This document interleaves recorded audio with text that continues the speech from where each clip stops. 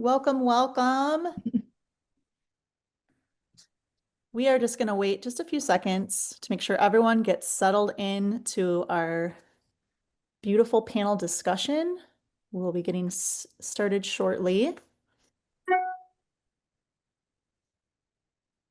So great to see everyone. I am going to throw in the chat right now a interactive note sheet for anyone who is interested in just jotting down some notes of the different types of ideas that we are going to be discussing today. And this note sheet as well is going to include all of our information. So that way everything is just there, nice and tidy for you. So I'm going to go ahead and throw this into the chat. And again, while we're waiting, we're simply just kind of taking a deep breath and relaxing, and you can print that off if you have a printer at your disposal.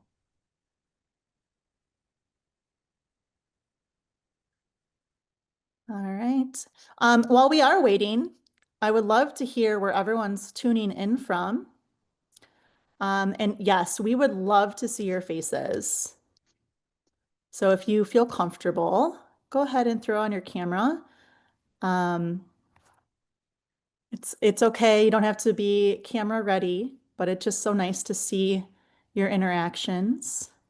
San Antonio, Missouri, St. Louis, New York, Oregon, New Zealand. Moira, you have a friend. Chicago, Dave. I'm in the Chicagoland area. What's up? Florida, Massachusetts, California, Maryland.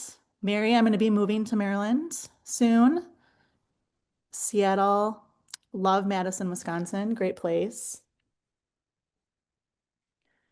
So during this discussion as well, before we get started, please feel free to engage with us in the chat. If there's anything that's resonating with you, we will do our best to check it out and acknowledge you.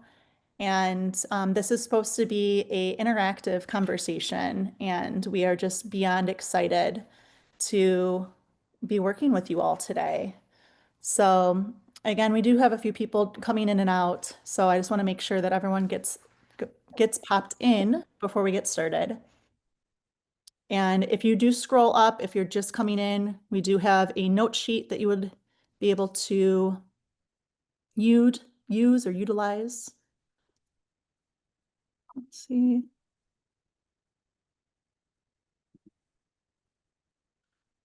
Meeting group chat.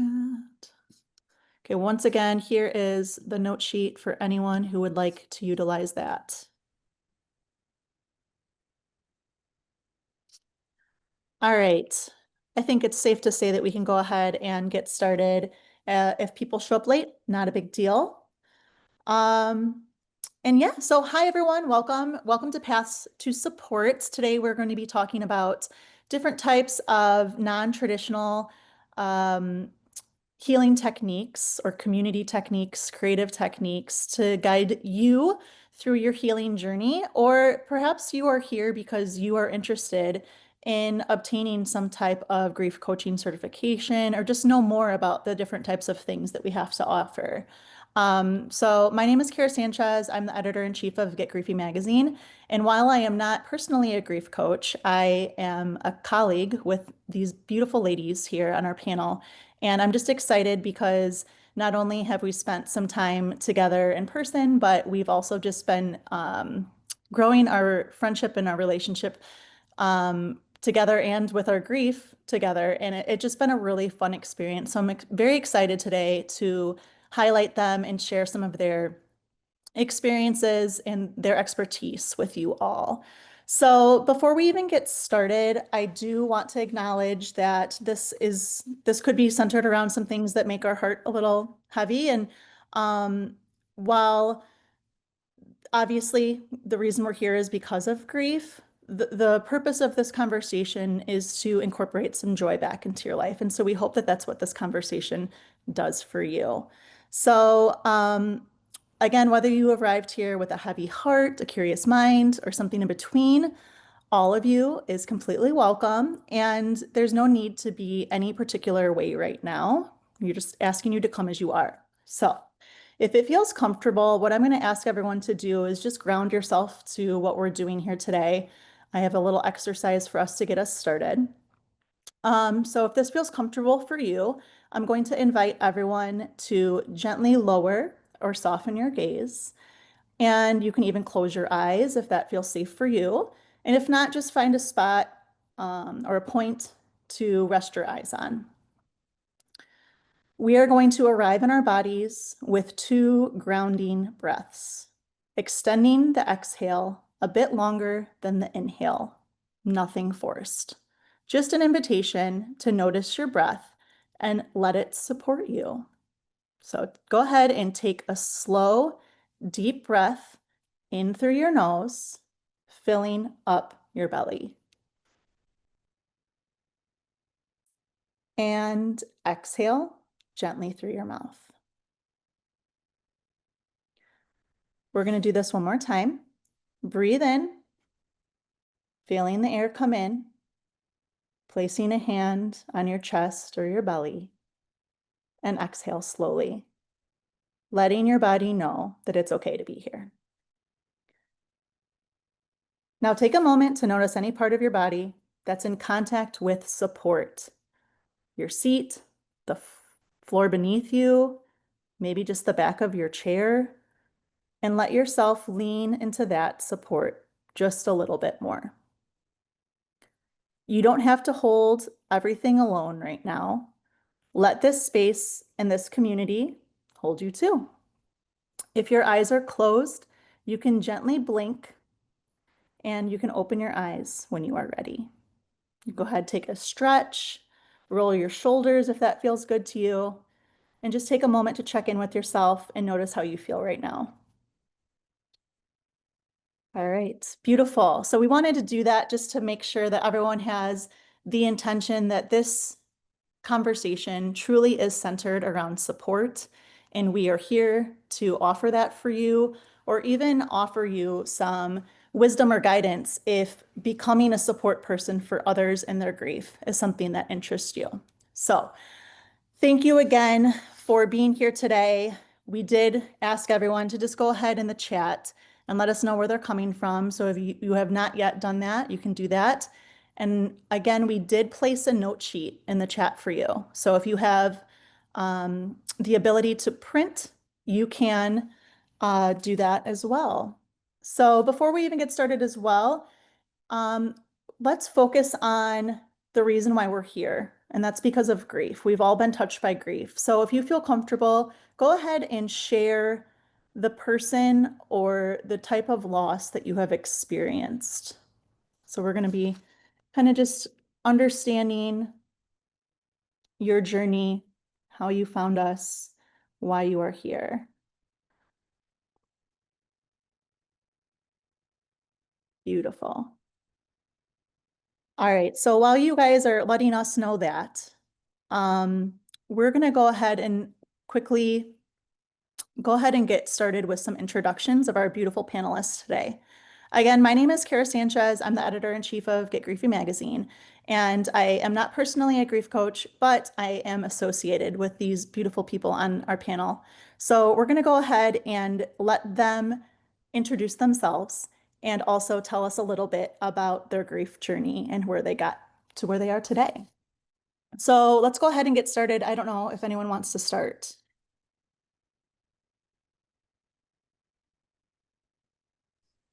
I can go ahead and start. Oh, go ahead and Sorry. I'll go ahead and start. I want to say hi to everybody, and I want to acknowledge all the names that are coming through: parents, son, dog, mom. I see some familiar names: Amy Porter and David Apone. It's very nice to see you, and everybody who has their cameras on. It's really nice to see you as well. And also, it's okay to have them off if that feels good to you. My name is Nina Rodriguez. I am creator and host of the Grief and Light podcast, which has evolved into online community as well, and one-on-one grief coaching and support groups. I create events in group formats for different types of losses. And I'm here. This all got started because I lost my only sibling. His name's Joseph in 2019. The day after he turned 32 was completely unexpected. And then, we had everything that happened in 2020, and life has just taken a whole new meaning and a whole new route for that I don't have to explain to most of us.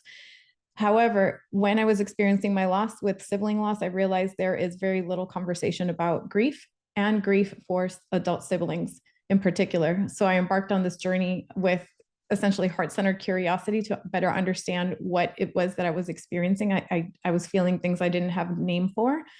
And that led to the understanding that we really need conversations that are open and not corrected. So we're allowed to speak our full truth about what it means to live after loss and in its fullness, the good, the bad, the ugly, the changes and everything in between. So that's where I'm at. And now I trained with Megan Devine. She is the author of It's Okay Not to Be Okay. You might know her as that. And so now I support grievers in all various walks of life, with obviously a special place for bereaved siblings and families supporting bereaved siblings, because that's what's closest to my heart. And I want to thank you all for being here. Thank you, Nina. It's always a pleasure to have you here. We're going to go ahead and move on to our next panelist. I'm just going to call you out just to make it a little easier. Moira, are you okay with going next? Absolutely. Thanks, Kera. Welcome, everybody. It's so nice to see you being here and, trusting us in this space. It's, grief is such a difficult topic, and we really appreciate you being here. Thank you so much. For me, I am the owner and founder of griefspan.com. My journey stems back almost 11 years ago when I first had the loss of my mother. I'm from New Zealand originally, and I was in the UK when I had my first loss, because I'd moved there and that was where I was spending my life. So my journey has been not just my mother, but also my father and my brother as well. So I have a rather complicated story and compounded grief and multiple losses. So for me, it's been a very tumultuous journey along the way. And I lost my brother in 2017 and my dad in 2019. It's been a journey to get to where I am today. And I'm so honored and privileged to be able to share with, these other beautiful souls today and you, how we can evolve in our grief and what is possible with avenues like we provide. And I became a grief educator 2 years ago. I qualified with David Kessler and of grief.com. Some of you may know David. And that was my choice after a lot of soul searching, a lot of therapy, and a lot of avenues that I went down throughout my time of grief. And obviously I'm still grieving, but I've got to a point where I'm sharing my purpose now, sharing my loved ones' stories, and just sharing their legacy. And it's my honor to be able to have a safe space now for people like yourselves, where you can trust a space where someone is relatable for parent loss or sibling loss or multiple losses. And that's what I do on a day-to-day basis through griefspan.com. So thank you everyone for being here. Thank you, Moira, especially for staying up late for us. For anyone who does not know, she is over the pond, so she's 2 hours ahead of us. Yeah, I'm in Spain. So we appreciate you. Thank you. Amanda, can you go next, please? Sure. Hi, everybody. I'm really happy to be here. I'm happy to see all your beautiful faces today. I am a certified loss and empowerment coach. I was referring to myself as a grief coach for a long time, and then I recently just switched to loss and empowerment because I think sometimes when we hear grief, we think of the death of a person or a pet or even maybe a divorce, but grief comes in all shapes and sizes and in all forms of loss. And I've definitely had my fair share. So when I do my coaching, I call it energy infused coaching. So I am a certified level 1 and 2 Reiki practitioner. I'm certified to facilitate EFT tapping sessions, chakra balancing, other modalities of energy work as well. And I bring that all into my sessions because the energy of grief very often and trauma, pain gets stored in our body and needs to be moved through. Sorry, if you can hear my dog, sorry. I'm not a believer that we can move through any trauma, serious pain, which is mindset, or just reading something, or just thinking about something. I'm a holistic wellness coach, so it's mind, body, soul. I try to tackle it from all areas. Not to say that mindset isn't wonderful. It works. It has its place. I like to take it now. I think we're learning overall in the whole field, just in the world in general, that we are also energetic bodies and we need to address that as well. I'm also an author. I'm a podcaster. I'm a speaker. I'm a writing coach. I help people write memoirs. It seems like I do a lot of different things, but it's all under the umbrella of loss. And most memoirs, like my own, was birthed out of traumatic loss. Or, I mean, I do think memoirs can happen from joy and all great stuff. We could have these awakenings, we could have these epiphanies and want to share them. But typically it's grief that just cracks us wide open. And we see things that we just cannot stuff back in the boxes. And then we have these awarenesses and we become enlightened in some way. And then we are compelled to share it. I personally think that's spirit doing for us what leading us to our highest purpose. I also host grief support groups here in Denver at Heartlight Center. If anybody doesn't know about Heartlight Center, great resource. We do in person, we do Zoom, and that's also I love it because the groups are focused on loss of spouse, loss of child, sibling loss, traumatic loss, suicide, sudden and unexpected. There's a whole range. Young spousal loss. So if you're in the 30s or your 40s and you lose your spouse, there's a group specifically for that. And I love that because although grief, we have a general foundation, there's general principles that we can all relate to, or feelings and emotions. Every type of grief is a little bit different and should be honored for that and cared for in these different ways. I've also experienced compounded grief or stacked grief, whatever you want to call it. I'm also sober quite a while. When I was 8 months sober, my boyfriend overdosed. That was my first real, like, oh my gosh, like here today, gone tomorrow. A lot of my loss has been sudden and unexpected. Lots of other stuff since then. I moved across the country from New York to Colorado 10 years ago.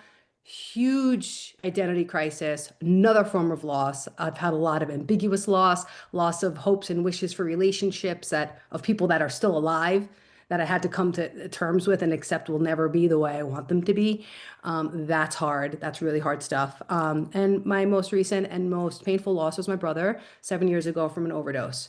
I've had I specialize in addiction. You know, I know a lot of people in that world. I've had a lot of loss in that world. So yeah, I'm really glad that you guys are all here and you're all brave and super courageous for being on here today. So thanks. Thank you, Amanda. I 1000% agree with you about experiencing loss. Once those things are broken open and our box has been spilled out on the floor, it's impossible to put it all back in. So I relate with that, and I'm so grateful that you are here. Last and but not least, can we introduce Angie, please? Hello, hello.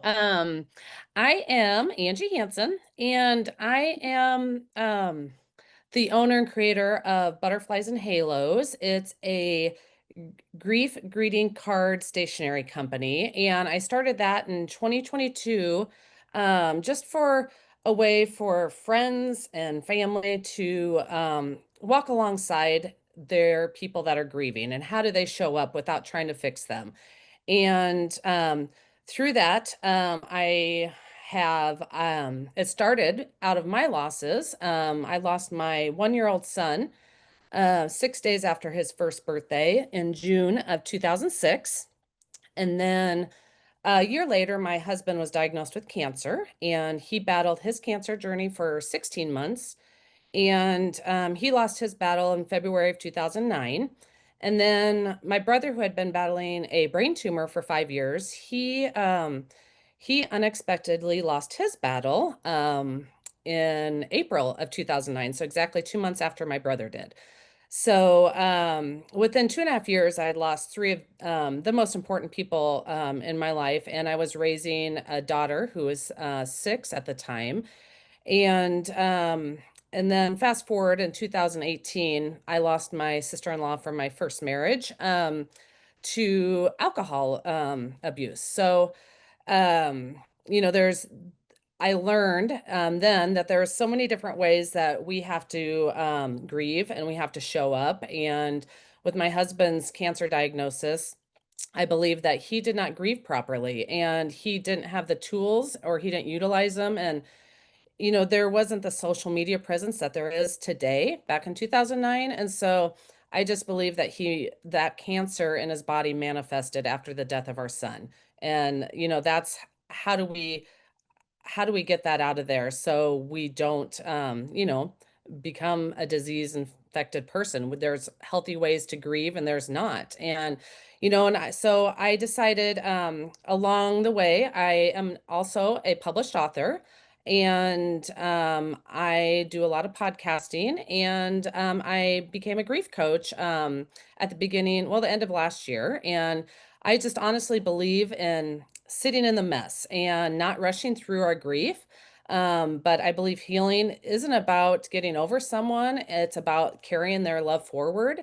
And as a coach, I believe that it's um, very important that we continue to honor our people and share them with the world in any way that we can. And if you can sit with somebody like one of us, it would be a really good, helpful thing. So thank you for all being here. And I'm so blessed to be sitting beside these ladies and all of you. Thank you so much, Angie. I'm going to quickly just share a little bit about my story as well. Again, my name is Kera Sanchez. I am actually a high school educator. Today is my first official day of summer break, which is absolutely exciting. I love it. But my story with grief started in 2022. I'm coming up on 3 years of the unexpected death of my mom. I was actually in the NICU with my youngest daughter. I was not even allowed to hold her yet because of COVID and all of this stuff.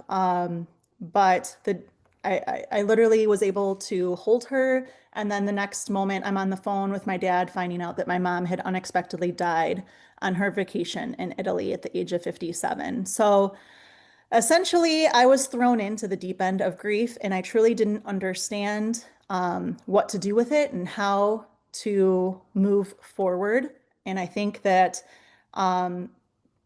creating my own community was a huge piece of my healing journey. And these ladies here, the reason why we're doing this today is because they have been the biggest supporter of my story, my journey, and what we're doing with the magazine. And so for those of you that don't know, we do have a grief magazine. Who knew that something like that existed, but now you do. And the purpose is to help you infuse that joy back into your life again and help you experience happiness and zest and just a desire to live. Because I know for a fact that that was something that I was struggling with when I lost my mom. That was something that was really hard for me to take that step forward and acknowledge that I had to live my life without her. So again, all of these ladies, we have resonated with each other one way or another because of our grief. And I'm just really honored that they are here today to share their expertise with all of you. So without further ado, let's go ahead and get into the meat and potatoes of this conversation. We were also curious before this even started, we were chatting and we're wondering, you as the audience, are you here because you personally would like to find different types of grief support, or are you here because you are maybe interested in becoming a grief support person? So go ahead and drop that in the chat. That's going to help us navigate our conversation. It could also be both, right? Or it's possible that you already are a grief support person and you just are here to support, or you would like to just hear the types of things that we're doing to generate some ideas for your business as well. So go ahead, drop that in. We're just curious.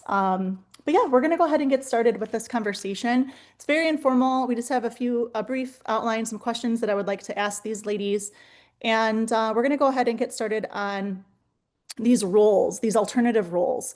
So I don't know if there's anyone who would like to start, but is there someone that can maybe describe what it means to be a certified grief coach? Or what is it to be a certified grief educator? And why is that different than a traditional therapist or a clinical psychologist? I can kick this one off if that's okay, Kera. Um, I think, I mean, I don't speak for everyone else, but for myself, I went through quite a bit of therapy in different formats when I was in the real depths of my grief. And for some of those forms of therapy, it was hard to navigate a relationship with the therapist in particular because they may not have had the same experience as myself.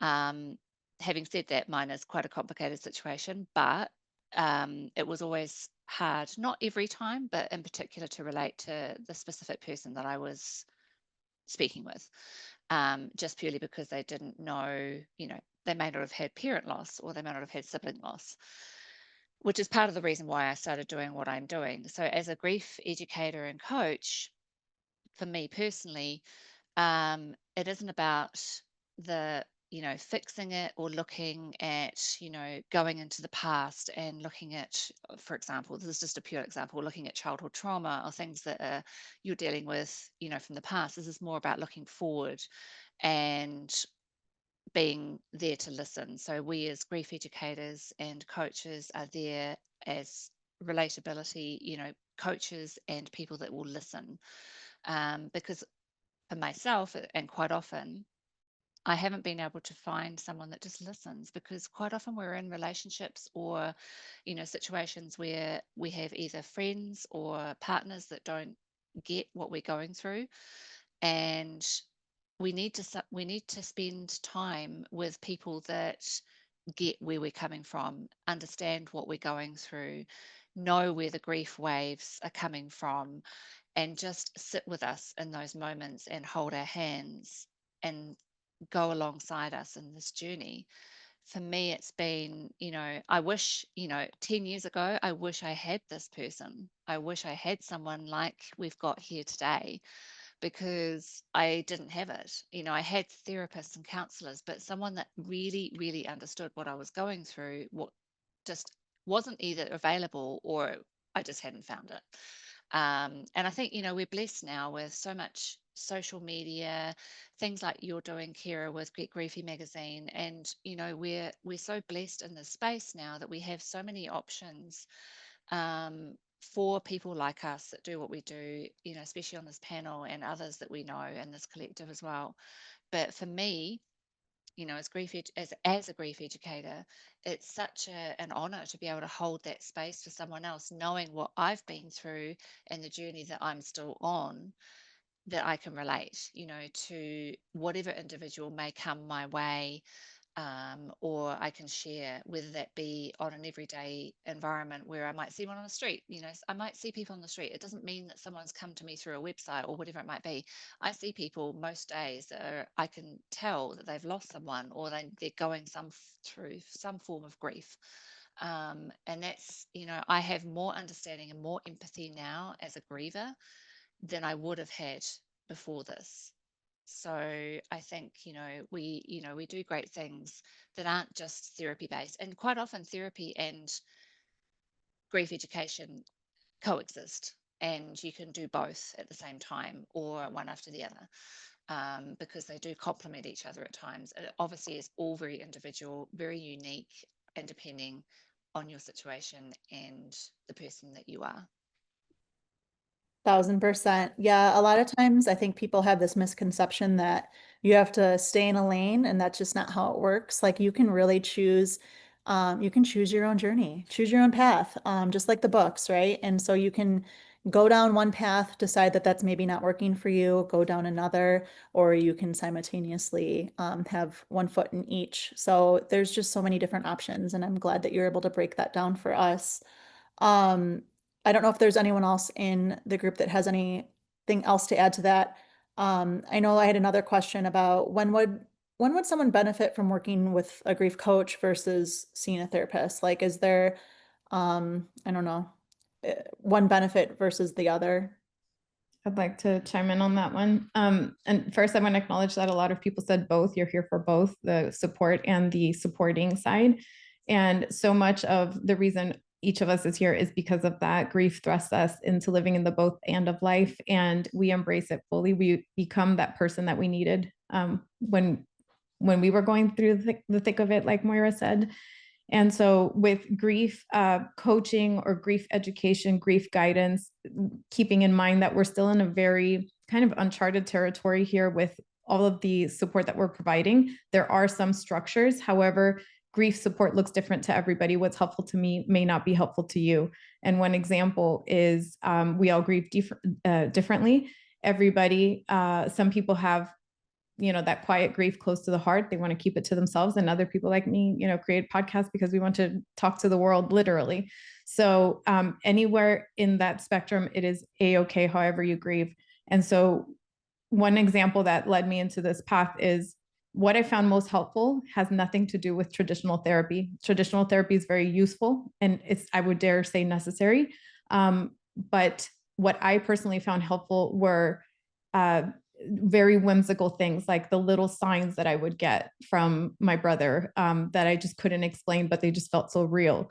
Or hearing an NDE story. I didn't even know what that was prior to losing my brother, but just understanding that there are these concepts. There's this untouchable thing that gives you hope. And is that okay? At what point do you say, oh, something's wrong with me? Why am I even caring about these things? Versus, do I just embrace this? Is it helpful to me? And so as I navigated my own path, I realized, and I learned about what it means to be grief informed, which is that grief is not a pathology. Grief is a natural, normal human response to loss and life-altering change. Once you go off that base, you realize that there is so much that is actually open to you and you have agency in how you navigate forward. And I think that's the difference between coaching and therapy, in my opinion. It's that therapy is very necessary in many occasions. I would dare say everybody should have therapy in their life, but it's in the medical field. You diagnose, you treat, it's a medical thing. We don't operate in that realm. We operate in the realm of what is next, answering the question, what now? This happened, what now? And so what I learned is you tend the pain, which is the fixed element, and you adjust the suffering. And we work in the realm of adjusting the suffering. Our person's not coming back. Our life altering circumstance cannot go back to what it was. So how do we move forward? And as you will hear, and you probably have heard from everybody here, each of us has a different experience, a different background. And I personally think it's really important to go with the person that you connect with, and remember that that one person is not your end all be all.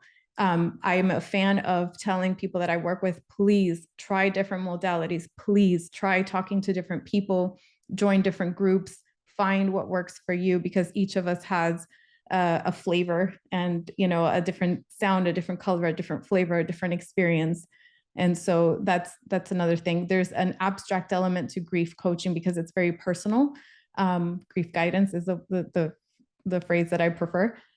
And at the same time, you just kind of know when it feels right to you when you connect with that person and their story. Yeah. Can I chime in for a second? I had something to add to that. Yeah. Essentially, what I think the difference is we follow your lead. You come into a session, we don't have an agenda. We don't have any kind of timeline. We don't think about, well, I guess we plan or we have some ideas based on who you are, what you're going through. But you set the pace. You move us, we follow you. So like you come in, we say like, well, what's going on for you, right? And then we just go wherever you go, and it's thoughtful questioning. We are guiding. The guidance has I love that you call yourself a grief guide, because it's so perfect. We guide you toward wherever it is that you want to go. So we're not putting our own We're not pathologizing you. We're not diagnosing you with a prescribed response. There is no prescribed response. We just feel into, I think a lot of us are very intuitive. We feel into what might be helpful for you and we kind of guide you there, but you're the one taking yourself there. We don't do that for you. So I just wanted to throw that out there too. No, I love that, Amanda. And honestly, I think the coolest part about all of this is that it just normalizes all of the things that we're going through. And that's exactly why the magazine exists as well. And that's why all of you have been featured in the magazine. It's because you guys offer a perspective that different types of people can relate to. So I love Nina's reference to like flavors, right? Like you're not always going to jive with every single person out there. And so you need to find a person that fits your personality and what you need. And so that's why we have an array of panelists here tonight or this afternoon. All right, we're going to move forward to community-based grief spaces. I think a term that gets thrown out a lot is a death cafe. So, is there anyone that has maybe attended a death cafe or has run a death cafe or I don't know, can explain what happens at those and how can people find those types of spaces?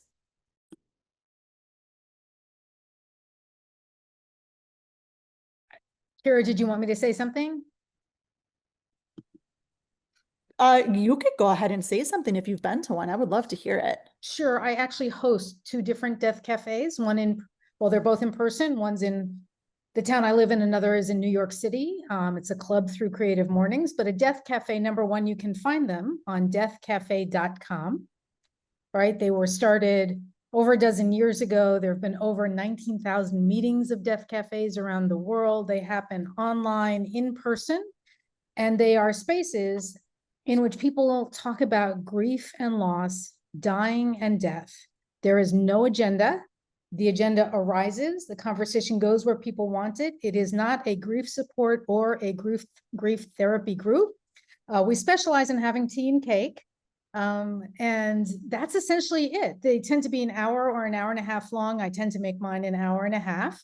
And I've been to others around the world, Hobart in Tasmania, New York City online, and try it out. And if at first you don't like the one that you're in, try another one. Or if you like it, still try another one, because they all have a different flavor, and they have a different flavor every time because of the people that show up. They're not a continuous group, it's a drop-in. I hope that's helpful.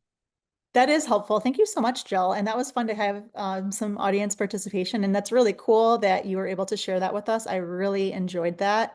And I think that the idea that there's different types of chapters all around the country, that really is, it shows the power in numbers, and there's a need for it. And people enjoy talking about these things because once you're in that loss, you kind of feel like you're the only one in it, and it feels taboo to talk about, or to grief muggles, like people that aren't experiencing that grief and loss.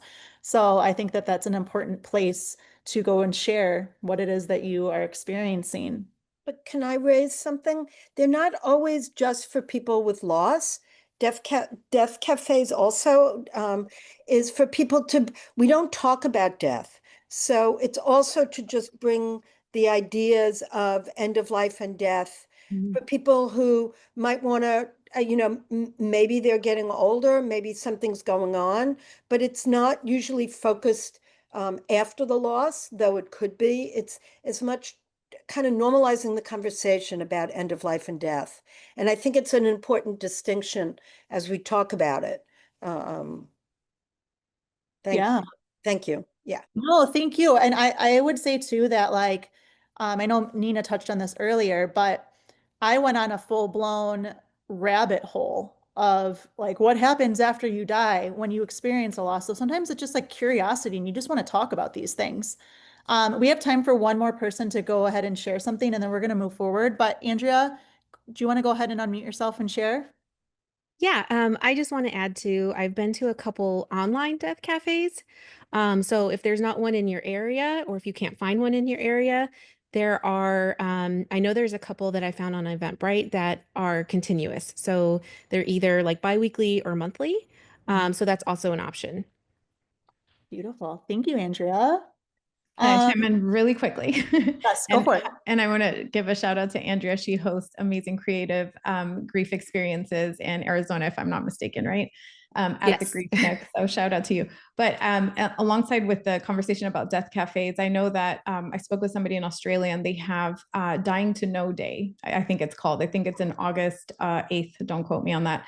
But it's essentially these conversations need to be demystified. Part of the fear and the stress and the suffering, the unnecessary suffering, is because we are afraid to even glance at the subject. And yet it's the one thing we all have in common. This is going to happen. We're going to experience it. So it's about demystifying the conversations in a way that feels safe to ourselves and our bodies. And so, you know, one thing that I forgot who shared it, Jill, I think it was, that she hosts the death cafes. This is something that you don't have to be a specialist. You have to be a willing participant to just hold the space for these conversations to happen. And anybody that wants to be a facilitator, if it's in your heart to do this, please get even more curious. Just being here is a huge, you know, act of showing up, but get curious and go and host one and have those conversations. You would be so surprised as to what comes out of it. Totally. Thank you, Nina.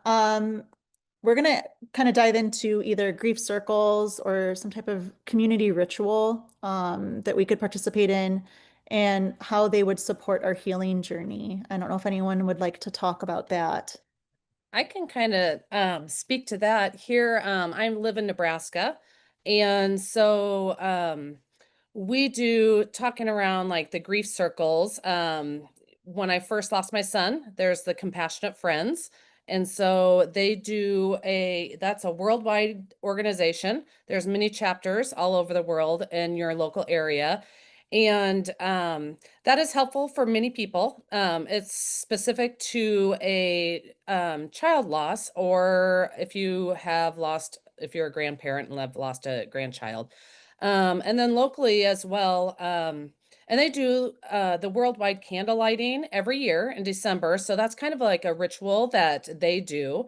And then locally here in Nebraska, where I'm from, I was not aware of any grief support groups or any collectives that we had, but our son died, and the social workers at the hospital told us about the Collective for Hope. At the time it was Teddy Bear Hollow, but that helps any families that have grieving children how to approach them and talk to them about grief and death and what that looks like and what life is going to be going forward. And because losing a child, you honestly don't know, and you don't have the words, and you don't have the words to speak to your child, if you have living children.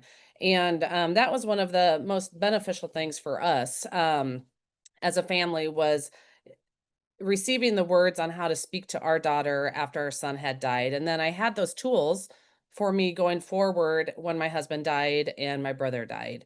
And yeah, so that's just like two small local ones, but I always suggest people to look in your area. If you're not sure, there are the social workers have valuable information if you're surrounded by a hospital setting or anything like that.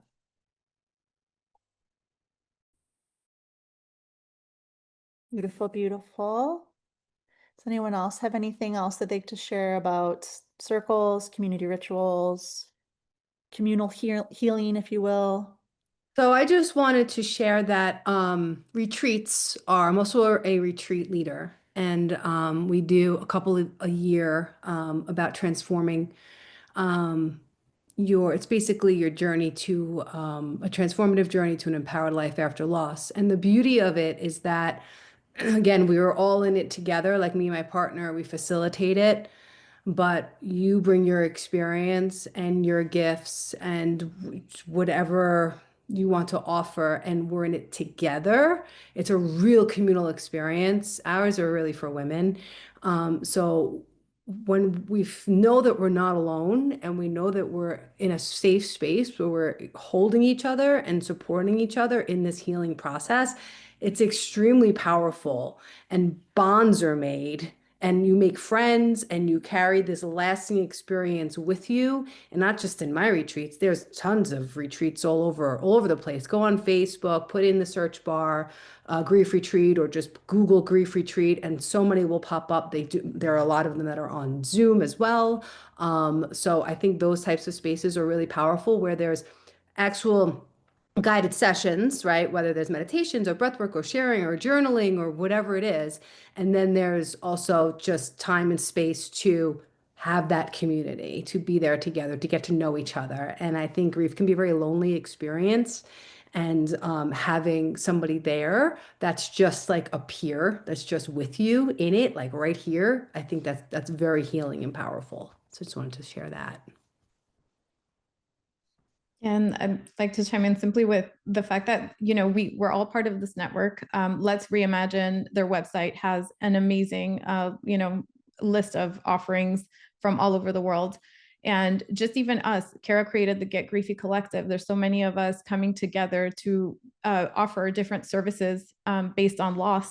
And so let's say maybe you have a specific need, but you don't know where to go. Well, reach out to Amanda or Moira, Angie, or myself or Kera, and we can point you in the right direction. So that's also helpful. And obviously there's the website for Let's Reimagine. And I'll give you an example. My personal loss is sibling loss due to fentanyl poisoning. And so that's a stigmatized loss that carries layers that many other losses don't have to deal with. And so I've created special programs specifically for stigmatized loss. So if anybody's interested in that, that's one outlet, but Amanda does in-person retreats. And so it's just a matter of tapping into these networks and searching and finding the one that resonates with you and your loss, and being curious about it. Yes. Yeah, not all community has to be in person. So thank you again for Reimagine for hosting this community event for us. Even though we're all, many miles away, we are here together to discuss this, and it's super important. If there's anyone else that would like to chime in on community-based grief spaces in this panel, feel free. Otherwise, we're going to move forward to somatic and alternative modalities. All right. So, as we all know, grief doesn't just live in our minds, like we physically feel it. And so, is there anyone that would be able to talk us through the different types of somatic practices that we can participate in to support our grief?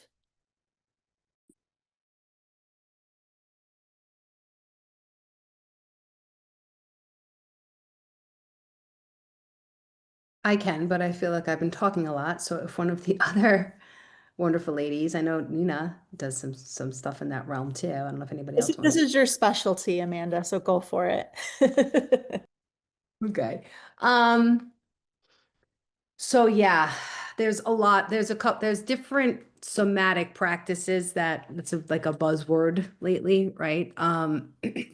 And it's really all about getting in there on a nervous system level. Well, I guess part of it, that's kind of where it starts.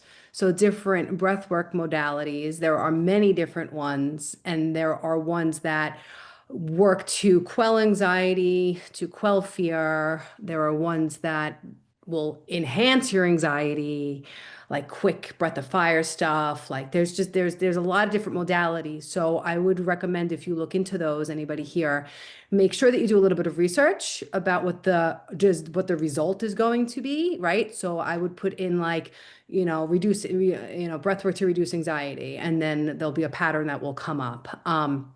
You could also pair that with some sounds or some mantras or some chanting. You could also put on some different frequencies, some music. There are different frequencies that tune into different types of healing, whether you're looking to release something or surrender to something or open up to spirit. I do that type of stuff a lot. That's like the Reiki and stuff that I do, is about really calling in your guides, connecting with your loved ones. And I think we were like kind of touching on that a little bit, and near-death experience Nina talked about.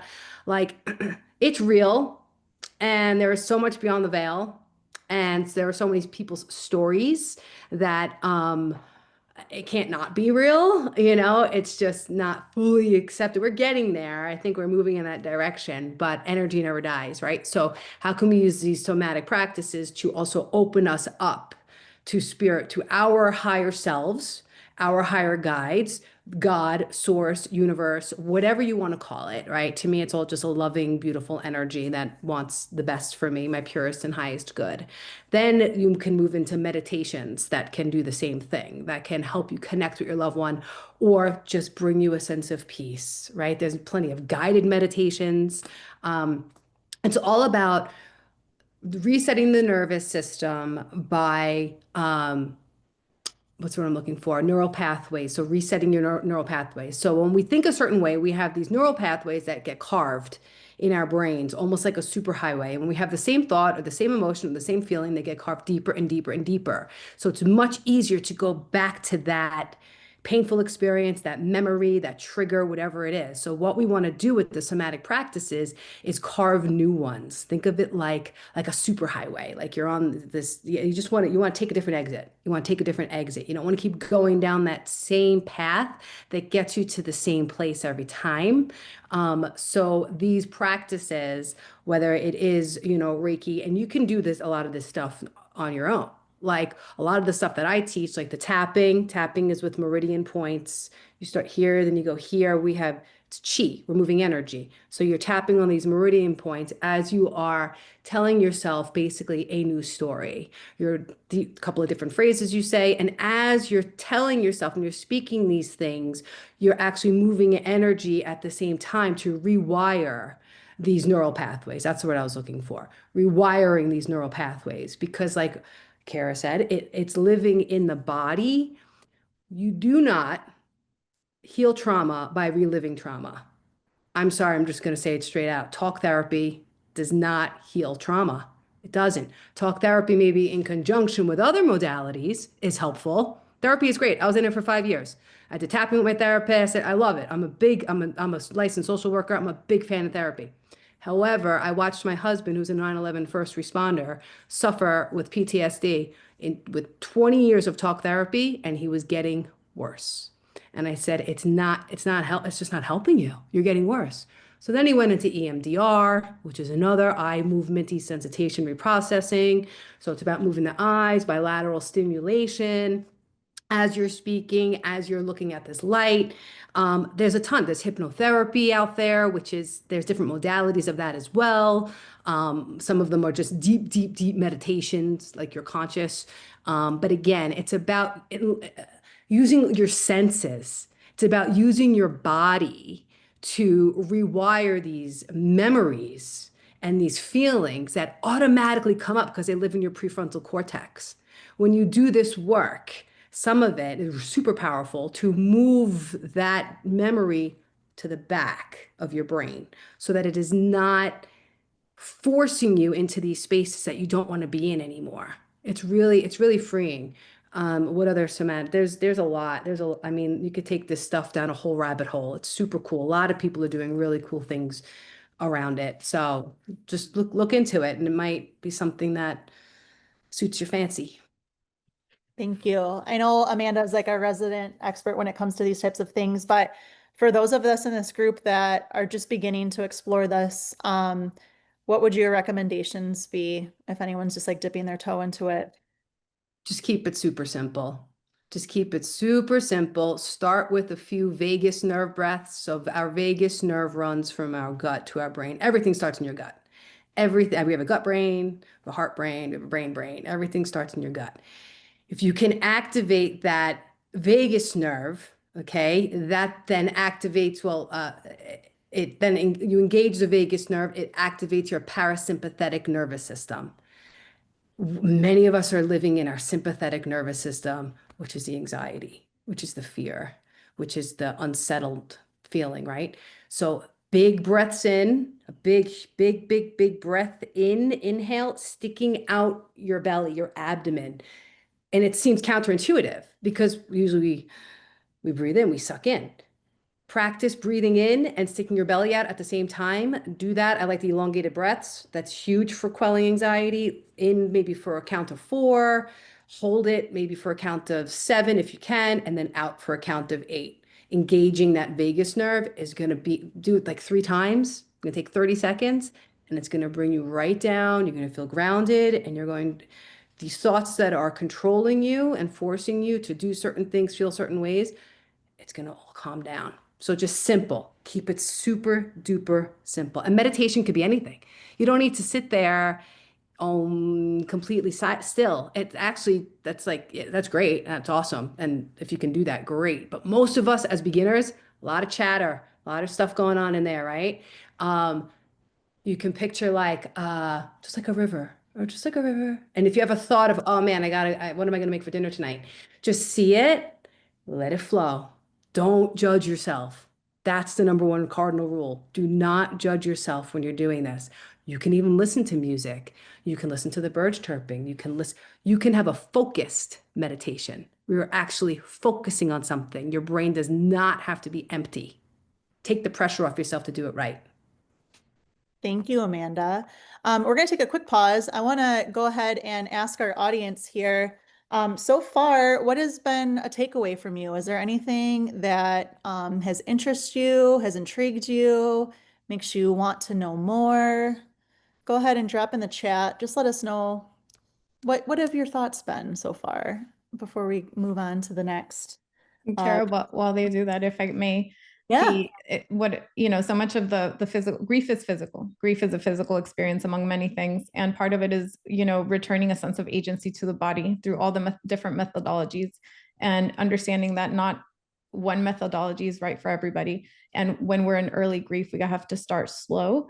So simply walking in nature is one way to engage. And like Amanda said, even in a meditative state. So just walking nature, slow breath, extending the exhale, just to calm down that nervous system, and about returning a sense of agency as we learn to move forward.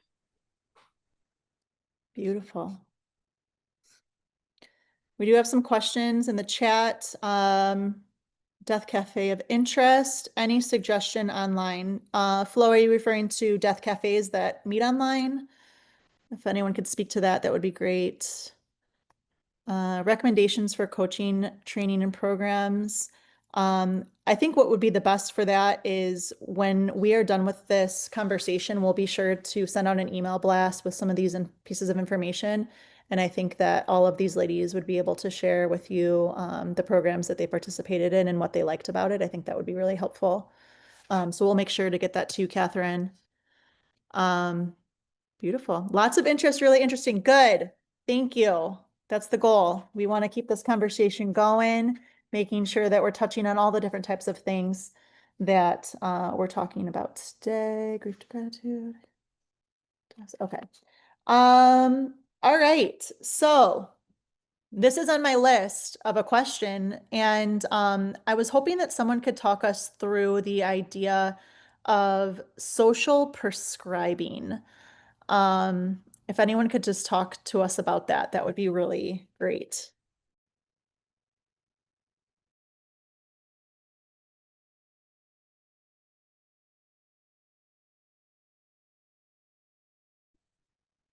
Anyone? I just spoke, so I didn't want to jump in. Go for it. Go for it. Yeah. But it's basically, a model that enables, social activities as a way of processing grief. And actually somebody in here does that really well, which is, where was she? Amanda, I think it was. In any case, it's processing a lot of your grief through different social activities. And there are people that lead workshops for this, and there's some that you could do yourself. And it's about, sometimes we don't have the words, sometimes we don't want to speak about it. So there are activities that we can engage in, to process what it is that we're feeling, to bring it out from underneath the surface. Andrea is the person I was thinking about. From Grief Nook. From Grief Nook, yes. I don't know if she's here. Does anyone want to talk a little bit more about how their experience with art or movement, nature, or volunteering, how those types of things could serve as like a quote unquote medicine for grief? Like, how do those things help us? If it's okay, I might touch a little bit on things like, and something I work with a lot with my clients is just one thing, exercise in particular, for dealing with grief, and something that has personally been so priceless for me in dealing with my grief. And, I mean, exercise overall whether we're grieving or not, is great for our bodies and mental health, all of those things. But in particular for me, for my grief, it has been a great, I'm not going to lie, it's a distraction as well. It's been great for my mental health. It is just good to, get the endorphins going and to basically release a few bits and pieces that we don't necessarily admit that we are dealing with, which is things like mood swings and all of those types of things that we potentially take out on others. And exercise, whether that be yoga or just walks in nature, and walks in nature are massively great, just getting out in the fresh air. And it doesn't have to be, a massive hike or anything. But we're just, just getting out in nature and grounding ourselves with nature. And any sort of type of exercise. It doesn't have to be strenuous. It doesn't have to be, running a marathon. We're just talking about, but some people do. Some people do that. They dive into things when they're grieving, and that's okay too. But exercise is a really good way of dealing with our mental health, whether we're grieving or not. But for me personally, it has been a massive help and just lifestyle change for me as well. I mean, I was always very big into fitness before I was grieving, but now I do it for a different reason.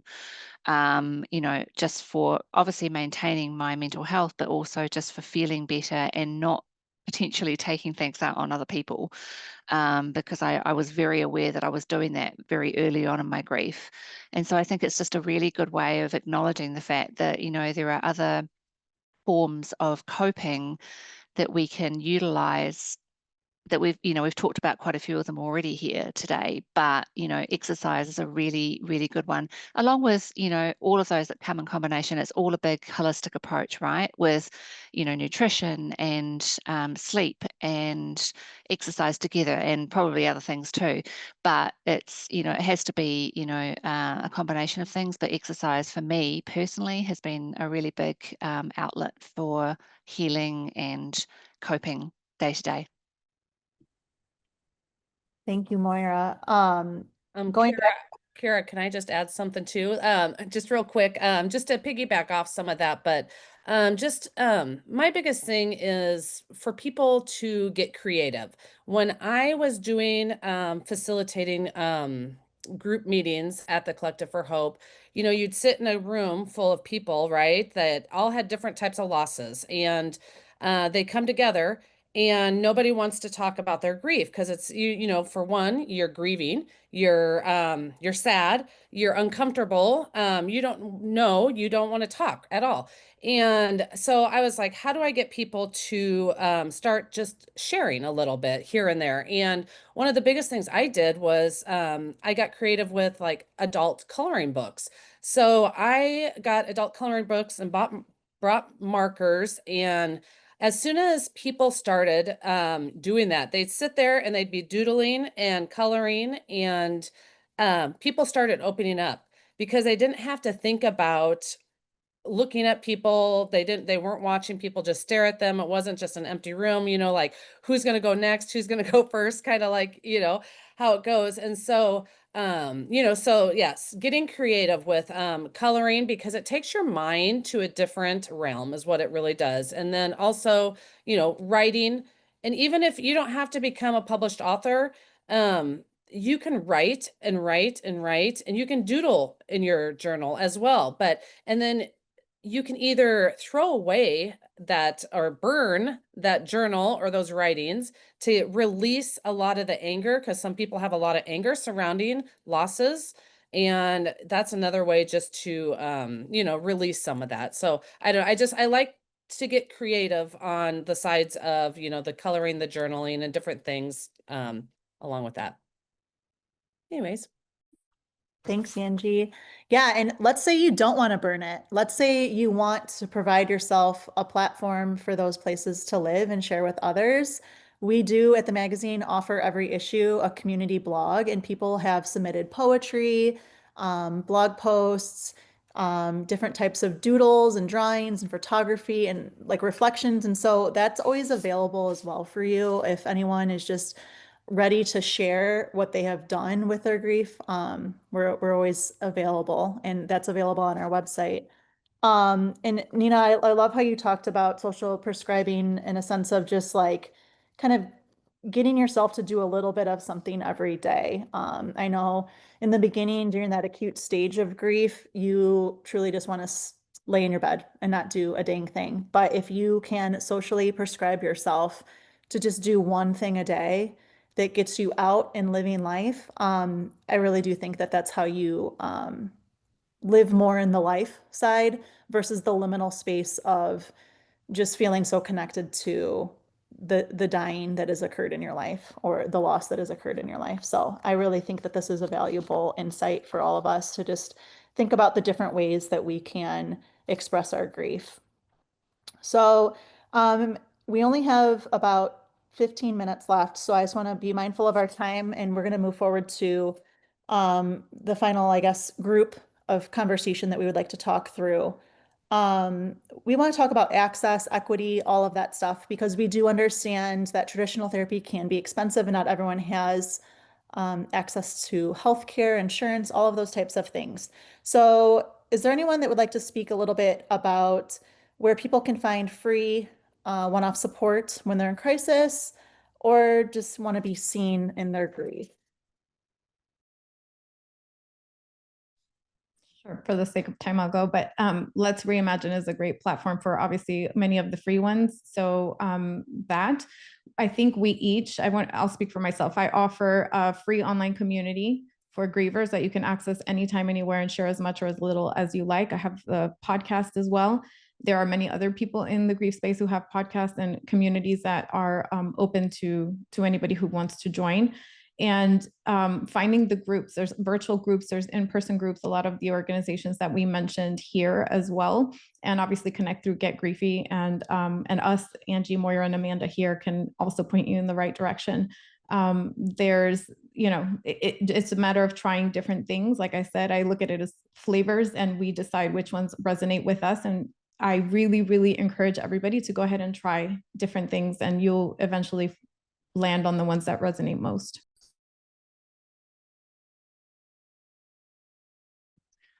I think if I can just add to that too, I think even just to be honest, when I was first grieving, I didn't have Instagram or any of these social media platforms to sort of like dive into. And, I would say almost every day I get, from my community and Grief Span education on Instagram alone, I get messages from people saying it's just your page has helped me so much. And that as a free resource, I'm not to say mine, but all of us here have some form of education that we provide, or tips, or even just quotes about grief that make our day a little bit lighter. And those sorts of things, and along with Get Griefy and Let's Reimagine, that we can harness and we can look at, that doesn't cost anything. It's not the be all and end all of things like therapy and coaching, but it does give you some guidance, and that's what we do, and that's why we do it. We want to give back because we found our purpose, and we hope that people that are watching us and looking at our communities can find and get to the same space that we're in. Yeah, and I would like to say that like the space that we are in is that we are holding happiness and joy in one hand and grief in the other. And it's been integrated in our life in a way that I know I'm just speaking for everyone, but I think that we would all agree that it's been integrated into our life that we will always remember our people, but we're living for them now. And we're just here to support and here to help and here to be a shining light for those who are really stuck in the dark. And for those of you that feel that call to do that and join us, we welcome you, and we're always here to guide you through some of the things that we have done. But also those who just need that support, we're here for you as well. So yeah, there's so many great things. Yeah, because of time, I do think it's important that we kind of leave the floor open now for anyone that has questions, or any type of, I don't know, feedback or anything else that they felt like we could touch on more or would like to learn more about. Can you please send links in the chat? I'd like to say something. Sure. I'm an end of life doula and a nurse, but I'm not a grief counselor. But for some reason, I have 4 or 5 female friends that all seem to have lost sons. And I nearly lost my son in 2016 due to a brain toxicity issue. But so I've been thrown into the grief coach, grief educator, grief mentor, grief friend role, and especially I've been a nurse for 53 years. So, but I found very meaningful, and the people that I've been supporting have found it meaningful. Just sending them, 2 or 3 times a week, once a week, whatever you can, memes about grief. And most recently, one of my friends called me up and asked me to go have coffee with her, and she said, you kept sending me these texts, and they were so helpful, and I'm starting to wake up from my deep sleep of grief. And but she said, I know I didn't respond to you, but they were really, really meaningful. And it's a simple thing that those of us who are not grief counselors, that don't particularly have clients, um, in our grief world, but just even at a personal level, when people that we embrace going through the process, something as simple as that makes a big difference. And I liked her reference to her deep sleep. She's alone. She's divorced. It was an only child. He took his own life. He was a young adult, not able to see her grandkids because it's a daughter-in-law issue. But just, how a simple random act of kindness that you might do could alter somebody, even though if they don't give you feedback right away. Keep at it. That's just what I wanted to add to the conversation. Thank you, Lori. That's a beautiful story. And I really agree with you that I like that like deep sleep analogy, because that really is kind of what it feels like when you're stuck in it. And Mm-hmm. it's like quicksand, Mhm. So it's good to have a lifeline, something to pull you out of it. And it Mhm. might take a second for someone to grab on, but yeah. Mhm. All right, floor is still open. If anyone else has any other questions, comments, concerns, insights. Don't be shy.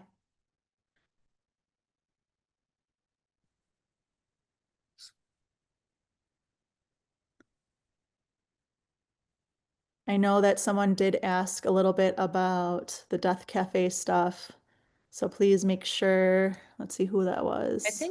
I think Flo's she was wanting to know more about that. Are you able to unmute yourself, Flo?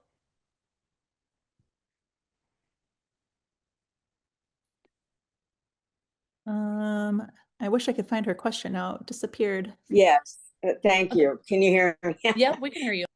Thank you. I'm interested, Jill, in what you might be offering. I was really liking that idea of the Death Cafe. And also, where are you located? Because maybe you are close enough. I don't know. Jill, are you still?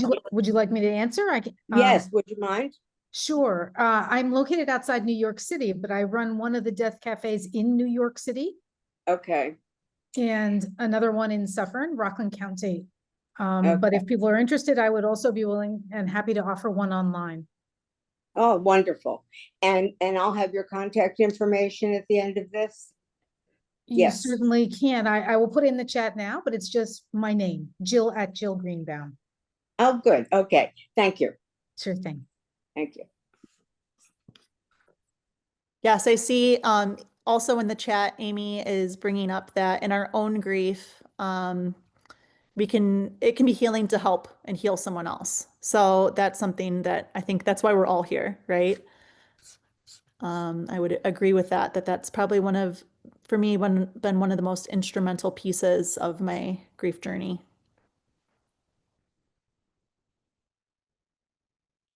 All right, anyone else?